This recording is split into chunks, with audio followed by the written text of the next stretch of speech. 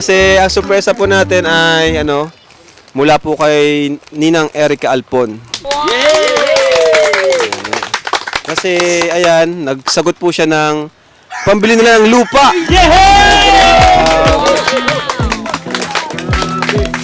Ayan ay, may sumugot po ng pambili nyo ng lupa si Ninang Erica Alpon. So pag may nahanap po kayong bakante, sabihin nyo po sa amin na. Thank you po. Maraming salamat po. Maraming salamat po kay Erica Alfonso po sa maraming salamat po talaga. Makakaalis na po kami dito sa Kalbaryo ng Dagat. Talaga po, maraming salamat po. Thank you po. Maraming salamat po talaga. Matagal na po namin talaga gustong umalis dito sa tabing dagat kasi natatakot po kami lalo na pag malakas ang alon.